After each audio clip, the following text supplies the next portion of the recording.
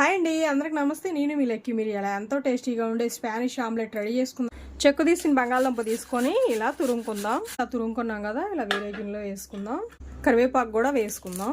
ఇలా సన్నగా కట్ చేసి వేసుకుందాం. మిరియాల పొడి వేస్తున్నాను, కొంచెం పసుపు వేసుకుందాం, తగినంత సాల్ట్ వేసుకుందాం, రెడ్ చిల్లీ పౌడర్ వేసుకుందాం. 2 ఎగ్స్ తీసుకొని ఇలా కొట్టి వేసుకుందాం.